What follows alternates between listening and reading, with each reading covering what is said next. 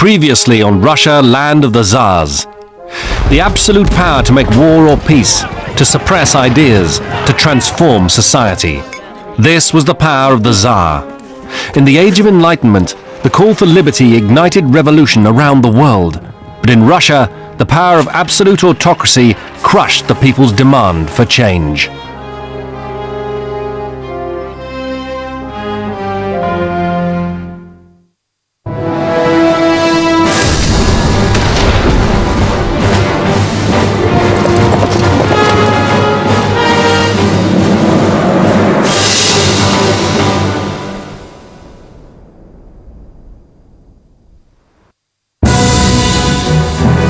On the very first day he took power, the 14th of December 1825, Tsar Nicholas I unleashed his cannon against revolutionaries. Rebels in the army, known to history as the Decembrists, had threatened his right to absolute rule by demanding a constitution for Russia. Nicholas treated the rebellion to a taste of his vengeful anger. He crushed it. What it did do, though, was to frighten him and to persuade him for the rest of his life that there was a real risk of revolution in Russia. The Decembrist rank and file were exiled to Siberia. The ringleaders were hanged. Under Nicholas, absolutism remained Russia's only creed, and the slogan orthodoxy, autocracy, nationality became her watchword. The new Tsar rendered any kind of constitutional change completely out of the question. I have never thought that any system could be better than that by which kings were delegated by providence to govern the masses. In the Russian Empire, politics was illegal. There were no legal political parties. One could not write what one believed. One could not discuss ideas. One could not discuss politics legally, or one was taking a great chance. Politics was driven underground into secret, small cells. Not only the army, but aristocrats, intellectuals, and the commercial middle class all harbored dreams of changing society. They were humiliated by Russia's backwardness. They didn't have the same political rights that upper-class people had in England or France. But even the discussion of rebellion could, under some circumstances, be considered a crime and punishable by exile or execution.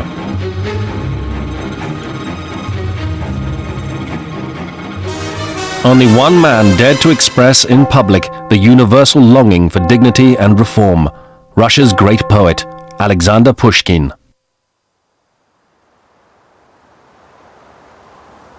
The heavy chains will fall, the dungeons crumble at a word, and freedom will greet you at the gate, and brothers will give you back the sword.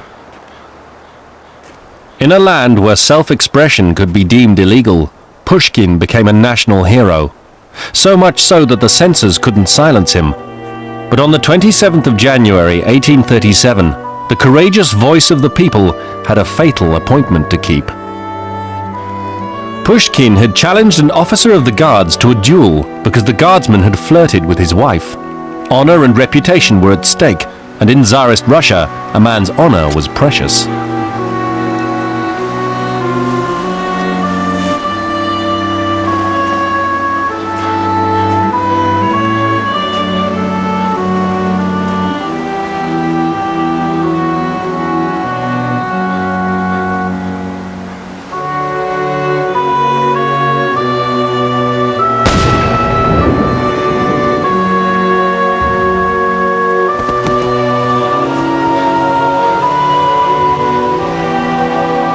The poet's death was a national tragedy.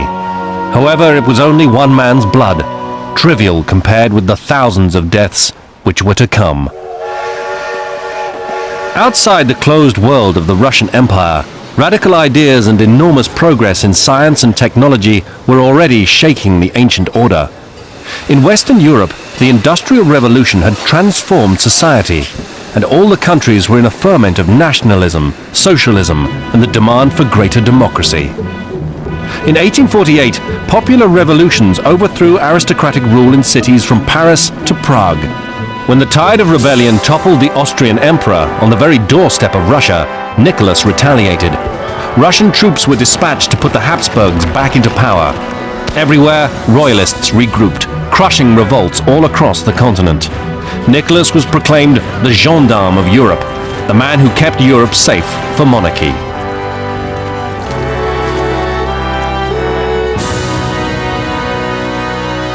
The idea of a mighty, powerful, overwhelming Tsar to act as a bulwark against anarchy was very much in the centre of Nicholas I's mentality and his conception of his role. The Tsar's faith in Russian power now bordered on arrogance. As his self-ordained reward for saving the rights of the European kings, he turned his sights on Turkey and the Balkans. For years, Russia had yearned to extend her power over the remaining territories of the declining Ottoman Empire. In 1853, Nicholas sent forces to attack the Turkish ports on the Black Sea. This set alarm bells ringing in London and Paris, and Britain and France made speed to assist the Turks in order to curb Russia's overblown ambitions. The Crimean War was on. For Nicholas, a full-blooded conflict between Russia and the Western powers would come as a big shock. The Crimean War showed that Russia actually was not as powerful as people had thought, not as powerful as its own rulers had thought.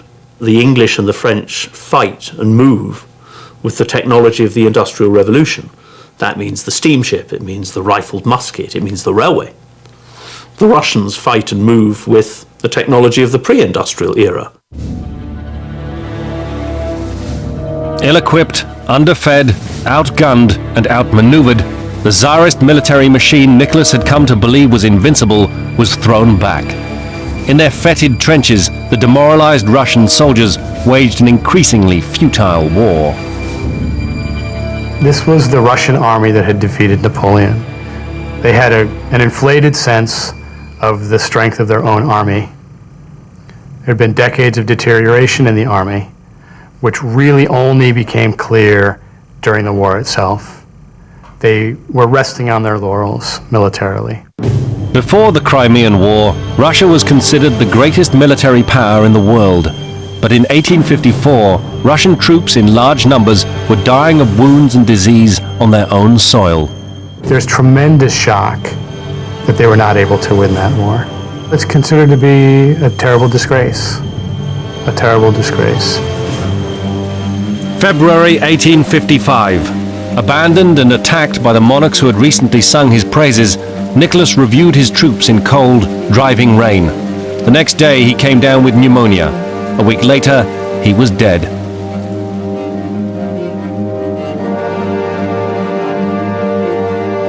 With the empire in crisis, the burdens of government fell to Nicholas's son, Alexander. The new Tsar learned the lesson of his father's disastrous action in the Crimea. He faced up to reality and instantly conceded defeat and called home the troops. Alexander II had a new campaign to fight, a battle against the past. The humiliation of losing the war had made it clear to him that Russia had fallen behind. Her army, her economy, her society needed to change radically in order to catch up with the rest of the world.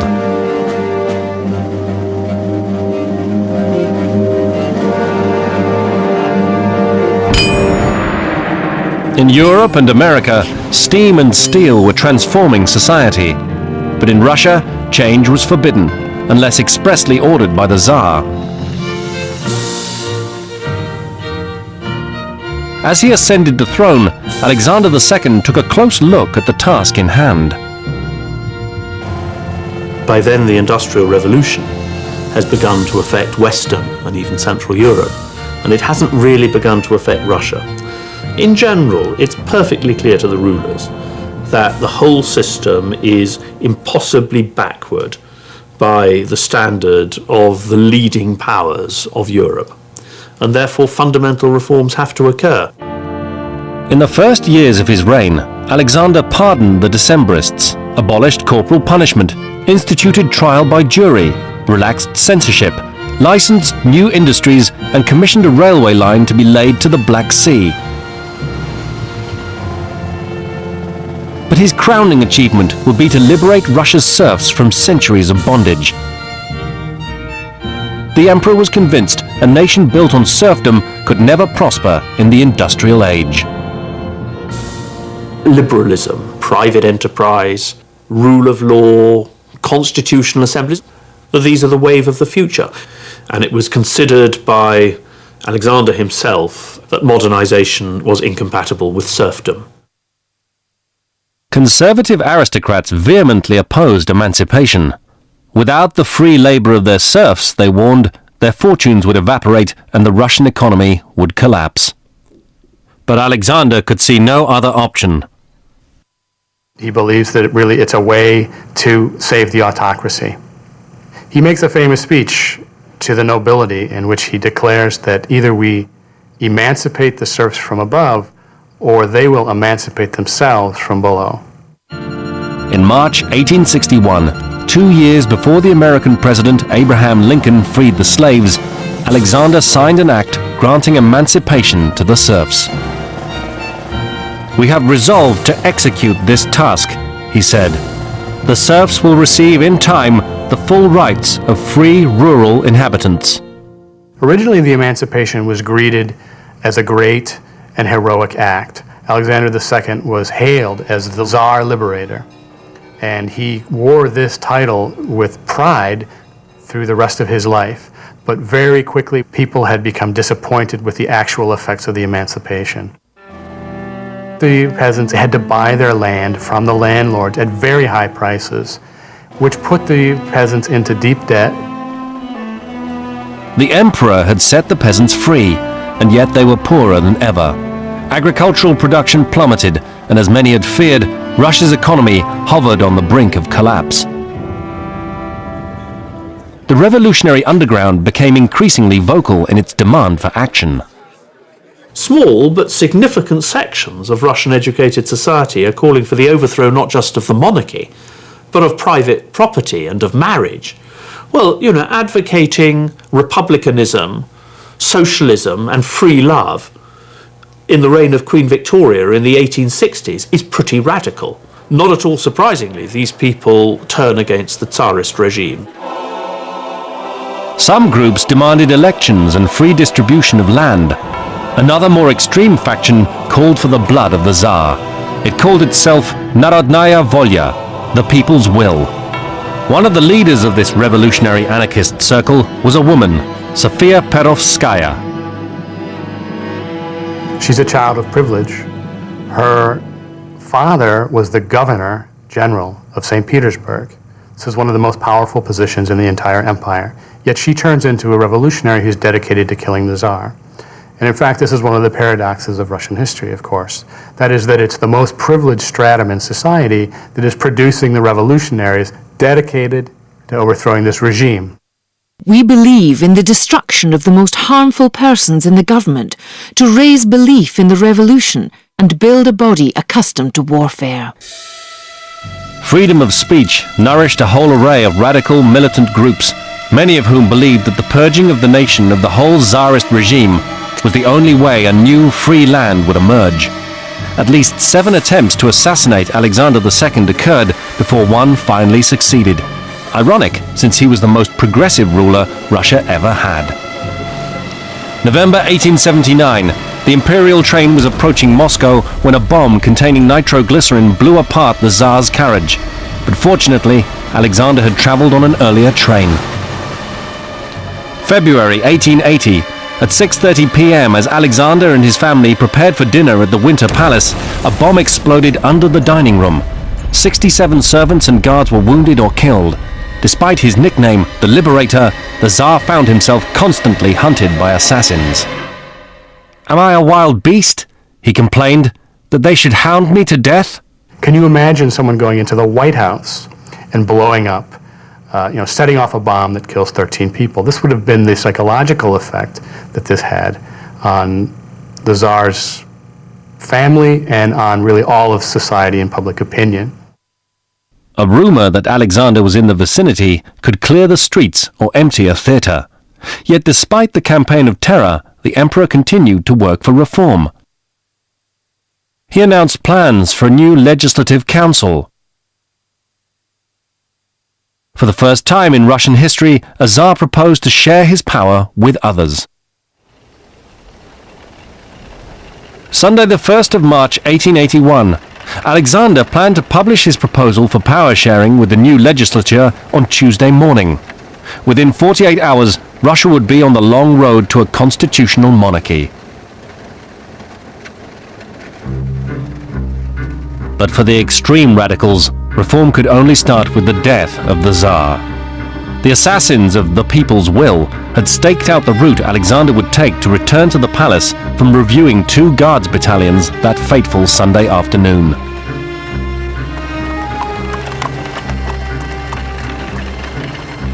At a preordained signal from Sofia Perovskaya, the assault was triggered.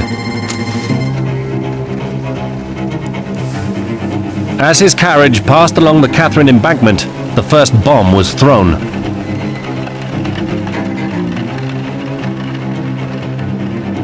And one of the revolutionaries throws a grenade, and it explodes, but the Tsar's carriage is actually bulletproof. It was a gift from Napoleon III of France. It protected the Tsar, but then the Tsar made a fatal mistake. He got out of the carriage to tend to the wounded, and a second revolutionary had a second grenade. Skull shattered and legs blown off, Emperor Alexander Nikolaevich Romanov asked to go home to the Winter Palace, where he bled to death within the hour. The revolutionaries believe that a new era has begun, that the people have been liberated. They truly believe this. And it doesn't take very long before they find out that, in fact, the opposite has occurred. Repression returned with a vengeance. The murdered Tsar's son and heir, Alexander III, a man of bearish mannerisms and inflexible will, rounded up hundreds of radicals, including Sofia Perovskaya, and hanged them. On the site of his father's assassination, he built a new church, the Church of the Savior on Spilled Blood. The great step forward of his father's reign, the Liberator Tsar's plans to share power with a legislature, Alexander III rejected as folly. Under the despotic new ruler, all reform was abandoned. Starting in 1881, what you have is a recoiling from any of the progress, political, economic, social progress that had occurred in the rest of Europe. And to close the curtain like that meant that you were opening the door to revolution. 6 years later, other members of the People's Will plotted to assassinate Alexander III. Their plans were discovered and the ringleaders were executed. One of the revolutionaries who was hanged, Alexander Ulyanov, died leaving behind a devoted brother, Vladimir. Inspired by his elder brother's ideals, Vladimir Ulyanov would soon remake Russia under his revolutionary nom de guerre, Lenin. In 1894, Russia was a land hurtling towards an uncertain future. In 30 years, the empire had built nearly 30,000 miles of railway track, a rate that eclipsed any other nation.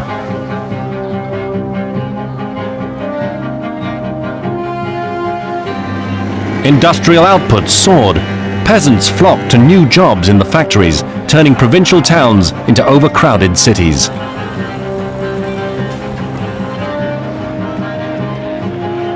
But as Russia industrialized, a working class emerges in the big cities, especially in Moscow, in St. Petersburg, in Kiev.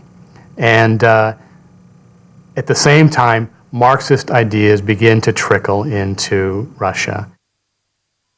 The capital, St. Petersburg, became home to 1 million souls. One of them was a radical young lawyer, Vladimir Ilyich Ulyanov, the man we know as Lenin. Like many revolutionaries, Vladimir Ulyanov was the product of Russia's educated elite. He was the son of a provincial school superintendent. His brother's execution for revolutionary crimes propelled Lenin into the radical struggle. In 1893, he traveled to St. Petersburg to help organize a socialist workers' party. He arrived at a critical moment. Alexander III was nearing the end of his reign, which had seen 13 years of political repression and economic expansion. He died in 1894 of natural causes and bequeathed the crown to his 26-year-old son, Nicholas Alexandrovich Romanov. Nicholas never showed any interest in government and never displayed any appetite for power. Neither his reactionary father nor his conservative tutors prepared him to grapple with the volatile realities of the modern industrial world. I think that Nicholas II felt himself completely unprepared to be Tsar. He got a lot of positive reinforcement with that idea because people around him also believed that he was unprepared to be Tsar. Dreading the overwhelming burdens of ruling the world's largest empire, Nicholas took refuge in the love of his fiancée, a young German princess, Alex Victoria Helena Louise of Hesse. Although she was a grandchild of Queen Victoria, the future Tsarina was no better suited to govern Russia than was her husband. She was so shy that she would sit there and just tear at her gloves. Public appearances were agony for her. She wanted seclusion, and the Russians interpreted that as a disinterest in the plight of the Russians. She was just seen as an arrogant, uncaring German. While the nation was officially still in mourning for Alexander III, Nicholas hurriedly arranged their wedding. His bride took the Russian name Alexandra. The more superstitious among the citizens muttered that the new Tsarina had arrived behind a coffin. Nicholas was crowned in the Kremlin amid splendor intended to bond the Tsar with his subjects. Instead, the opulence only served to underscore the gaping divide between Nicholas and the people. After more than 30 years of industrialization, Russia's enormous working class was as desperately poor as ever. Factories, mines, and farms became breeding grounds for unrest. Radicals like the young Lenin flourished on the discontent. They spread Marxist ideas and formed clandestine cells to organize the revolution. In 1895, the secret police cracked down on these cells. Lenin was arrested, convicted, and shipped off to Siberia.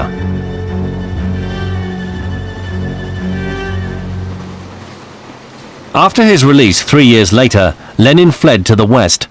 But even from exile, his radical ideas, which appeared in his newspaper, The Spark, continued to fan the flames of revolution. All the while, Nicholas remained oblivious to his subjects' suffering and their growing frustration and militancy. Instead, his most audacious act as Russia's supreme commander only threw fuel on the fire. Russia had constantly sought to extend the empire eastwards, and Nicholas was eager to seize territory from China and Korea. But these grandiose imperial ambitions collided head-on with those of another growing empire, Japan. On the 8th of February 1904, alarmed by Russian advances, Japan attacked Port Arthur and declared war. The recently completed Trans-Siberian Railway enabled the Tsar to pour thousands of troops into the battle zone. But machine guns and clever Japanese tactics ensured the conflict would be neither short nor easy.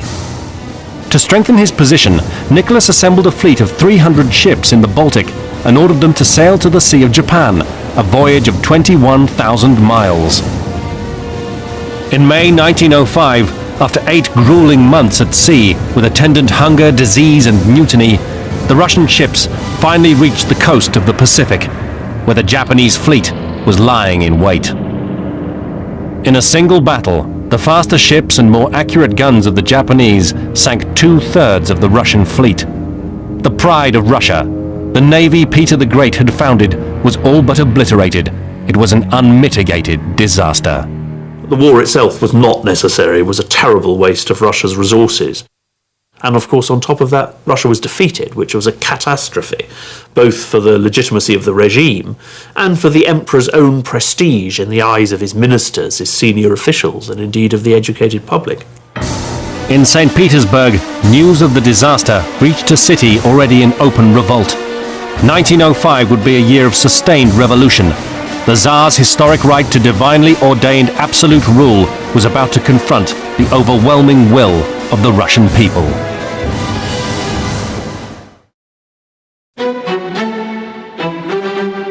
In August 1904, Nicholas and Alexandra Romanov had celebrated the birth of their fifth child. After 10 years and 4 daughters, at last a male heir to the throne was safely delivered.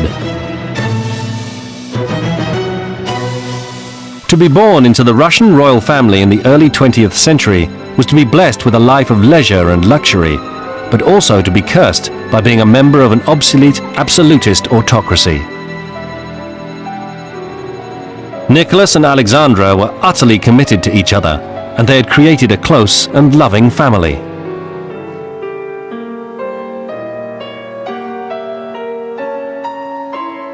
But there was a sadness. From infancy, the Tsarevich Alexis was ill. Doctors soon confirmed the worst, that the baby had haemophilia. No treatment existed, and there was no cure. Most sufferers died in childhood. Alexis's disease was the Romanov family's tragedy. If the heir died, the empire would be rocked by a crisis of who would succeed, at a time when the Tsar's popularity was at an all-time low. Alexei's hemophilia is a secret of state. Because he's the heir, no one can talk about it. His health in general is not discussed at all. In the streets of Russia's cities, the Romanov dynasty was everywhere under attack as out of date and out of touch. The autumn of 1904 brought soaring inflation. Winter brought hunger and hardship. News of the disastrous string of defeats in the war against Japan demolished any remaining public confidence in the Tsar's leadership. On Sunday the 9th of January 1905, about 150,000 peaceful demonstrators marched to the Winter Palace. The vast throng of workers, students and clergy was led by an Orthodox priest, Father George Gapon. He carried a petition signed by over 100,000 people. In plaintive terms, it pleaded with the Tsar to grant representative government, freedom of speech, workers' rights, and to make peace with Japan. This is a non-violent demonstration. It's also non-political. The workers are not carrying banners with revolutionary slogans. Rather, they're carrying icons, and they're making it very clear that they're deeply religious, faithful people who love the Tsar, who are simply trying to tell the Tsar of their plight and to ask the Tsar to help them out. The protesters refused to leave without delivering their petition to the Tsar. But Nicholas was not in residence in the capital. The palace guard's action was swift and brutal.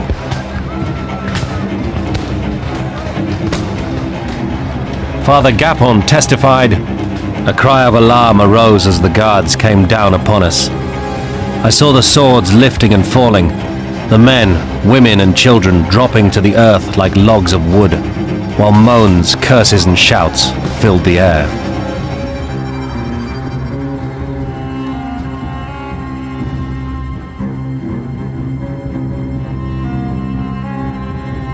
The palace claimed fewer than 100 people were killed. A more likely figure is perhaps 1,000, with many more thousands wounded. This atrocity, henceforth known as Bloody Sunday, was the spark that lit the fire of revolution. The impact of Bloody Sunday is that it shatters forever this myth that the Tsar doesn't know that the Russian people are suffering. By summer, strikes and uprisings had shut down factories and farms the length and breadth of Russia. Revolutionary councils seized power in 50 cities. Armed workers manned barricades. Troops mutinied and took over their garrisons. Facing the spectre of civil war, Nicholas considered his options. To crush the rebellion by sheer force, that would mean rivers of blood. The other way out would be to give to the people their civil rights, to have laws confirmed by a state Duma. That, of course, would be a constitution. In October 1905, the Tsar bowed to reality. His October manifesto granted the people basic civil rights and a new elected assembly, the Duma. Nicholas was forced to make certain concessions, but this was done under tremendous pressure. He hated the political parties. He hated the Duma. He hated the Constitution that he was forced to acknowledge. And in many ways, he didn't acknowledge these things. In May 1906, the Duma demanded more radical reform. Nicholas's response was to dissolve the assembly. After 4 years of machination, the Tsar finally got a Duma conservative enough for him to live with, and one which permitted him to reassert power in extreme circumstances. He still believed that only the Romanov family could rule Russia, that he had a mission from God. He was on the throne because of divine right, that no one could take that away from him or his family, and if they did, it would mean the destruction of Russia. Amid the political turmoil, Nicholas and Alexandra's chief concern was their son, Alexis. Hemophilia put the boy's life at risk every day of his life. Any nick, any bump, any bruise would just result in agonizing pain for this child. And it destroyed his mother. I mean, just to watch this apple of her eye just writhing in agony. It makes her also incredibly spiritual and mystical. And she's looking anywhere she can for a cure, for answers. The Empress prayed constantly for a cure. A friend brought a supposed miracle worker to meet her, the mesmerizing Siberian mystic known as Rasputin. When Alexis was 8, Rasputin's so-called divine powers were put to the test. The child has fallen, and it really appears as though the child's going to die. Alexandra writes by telegram to Rasputin and says, you know, the child is sick, can you intercede somehow? And Rasputin replied to her and said, don't worry, he will stop hemorrhaging tomorrow. And indeed, the Tsarevich stopped hemorrhaging. And from that day on, he was God to Alexandra. The wild-eyed Siberian peasant became a fixture at court. But this fanatical, licentious man scandalized St. Petersburg's conservative society. Women of high society in Russia had a very strict life. And here comes this man from the Russian countryside, from Siberia, just brimming with sexual energy. Rasputin really wore two faces. To the Empress, he was a man of God. But other people saw the real Rasputin, whose name means the debauched one. He was greasy, unwashed, and a voracious sexual appetite. He was an animal in many ways, and people saw that. Alexandra never saw that. She saw a holy man who knew how to help her with her son. The Empress believed that Rasputin spelled the difference between life and death for her son, and therefore the dynasty. But the general public, which had no idea that Alexis was a hemophiliac, saw Rasputin not as the healer, but the scourge of the Romanovs. People who wanted to have an audience with the Tsar would try getting into the royal family through Rasputin. There was an idea that if you made friends with Rasputin, that he could get you an audience with the Tsar.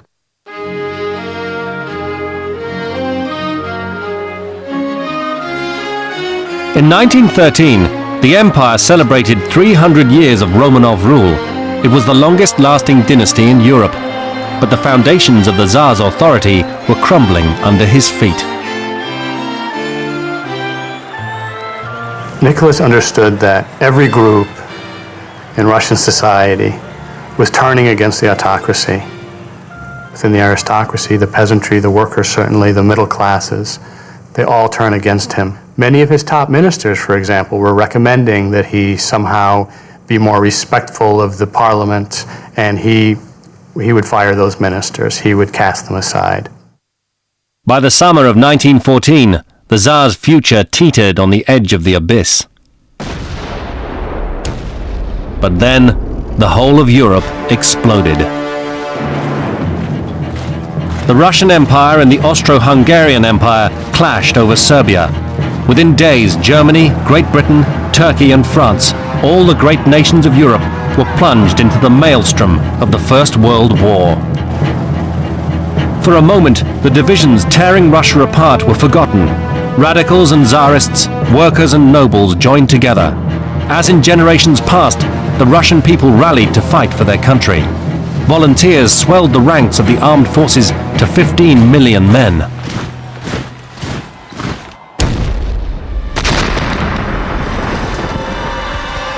Within 2.5 years, more than half that number were lost.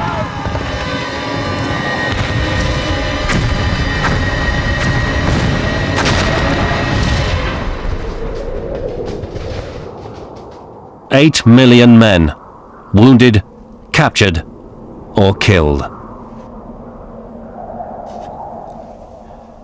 The nation was in desperate straits. In the summer of 1915, Nicholas left the capital for the front. As Russia's ruler, ordained by God, he believed it was his bounden duty to lead his troops. He had no military experience whatsoever. And he also was not good at, for example, serving a symbolic role of walking around to the soldiers and urging them on and building their morale. When he stood in front of soldiers, according to the accounts that we had, he basically went silent. He didn't know what to say to them. The staggering losses at the front and starvation at home soon led to the collapse of the unity and patriotism of 1914 and the complete destruction of confidence in the Tsar and his government. The fires of revolution were rekindled. Lenin's slogan was peace, land, and bread. And this really resonated with the population of Russia at that time. For 300 years, the Russian people had bowed to the divine authority of the Romanov family. That bond had been fractured. The revolution was at hand.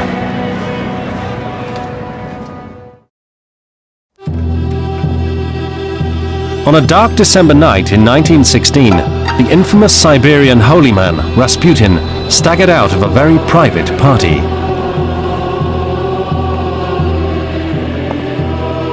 Rasputin's malign influence over the Empress Alexandra and the imperial government had horrified even loyal Tsarists.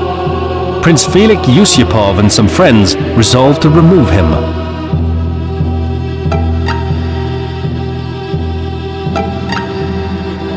The prince invited Rasputin to join him for a late supper in his palace in St. Petersburg.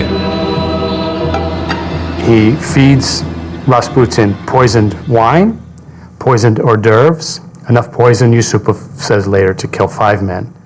But Rasputin, who is an enormous person, shows no ill effects whatsoever. When it was obvious that the poison wasn't going to work, they decided to shoot him. And he runs outside, and they take more shots at him.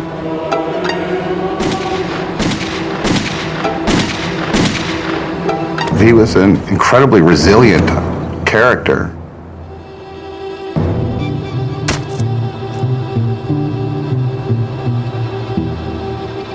They drag him to the Neva, cut a hole in the ice, and stick him in there. And they're now sure that Rasputin's dead. 3 days later, Rasputin rose again as the icy river Neva yielded up his corpse. But when they did find the body later, and they found water in his lungs that indicate he was breathing still when he was in the water. It was a stunning episode. Rasputin's murder devastated Alexandra.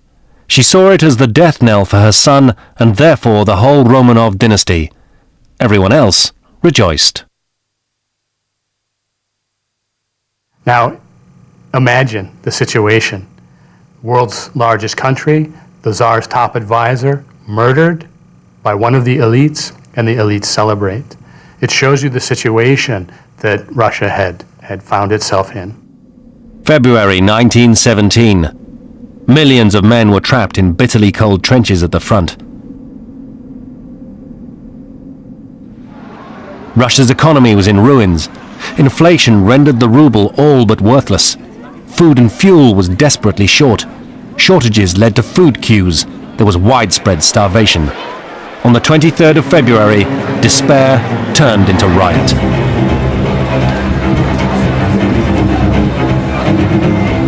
The end of the empire came quickly. Nicholas lost support of the army, the police, and all of educated society. And no government can rule without an army and police force that's loyal. Whole garrisons rebelled, and the soldiers and the police joined the urban insurrections, which altogether gave rise to fully fledged revolution. People since the Decembrists had been plotting revolution for almost 100 years.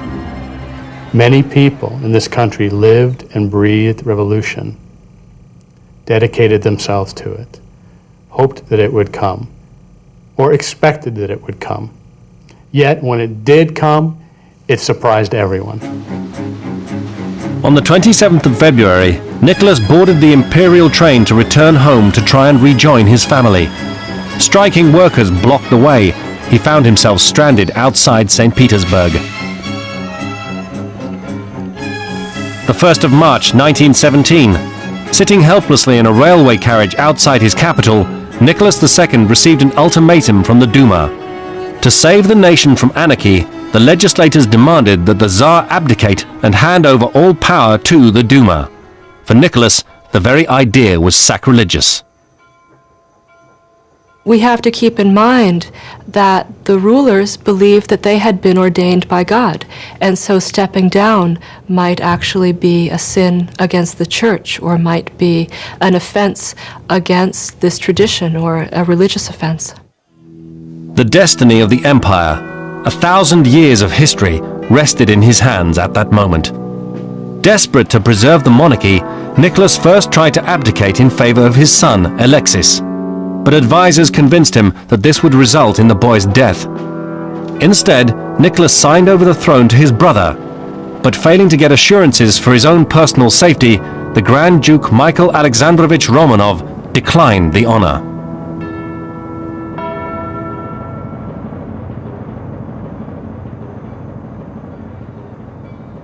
And so, after 300 years, the Romanov dynasty, and the last absolute monarch in European history, fell from power.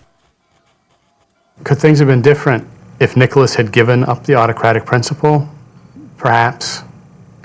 But the key fact is that he didn't, and he wouldn't, and he couldn't. He didn't believe that he could be the Tsar of Russia without maintaining autocratic power. It's not just that the monarchy collapses, it's when it collapses that is very important. Because when it collapses, really allows the Bolsheviks to exploit the opportunity and to take over power. 1 month later, another train rolled into St. Petersburg. In a sealed compartment was the man who carried the future of Russia. After nearly 20 years in exile, the hero of the workers' revolution, Vladimir Ilyich Lenin, was returning home. In October, Lenin's Bolshevik party stormed the Duma. The February Revolution gave way to a communist revolution. Russia immediately withdrew from the war in Europe, but was soon plunged into a bloody and bitter civil war. It's very hard to imagine that anything other than either a right-wing dictatorship, that is a military dictatorship, or a left-wing dictatorship could have emerged out of 1917 with power. Prisoners in their palace, the former Tsar Nicholas and his family turned to each other for comfort. The girls, Olga, Tatiana, Maria and Anastasia, learned to live frugally for the first time in their lives. Alexis became inseparable from his parents. The family that had ruled Russia with a rod of iron became pawns in a wider political struggle. The Bolsheviks shuttled them across Siberia from one place of detention to another, while trying to decide whether or not to put Nicholas on trial. July 1918. Nicholas and his family had been imprisoned in a house at Ekaterinburg in the Urals. Then, new orders arrived from Moscow. Awakened at midnight, they were told to prepare to be transported to yet another new residence. By then, they were accustomed to surprise journeys. The girls stuffed their corsets with diamonds, emeralds and pearls, the Romanov family jewels.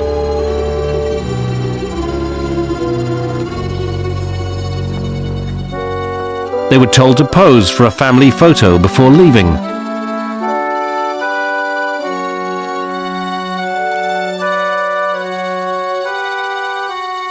But there was no photographer waiting for them in the room in the basement, only Red Army soldiers holding a death sentence from the new government.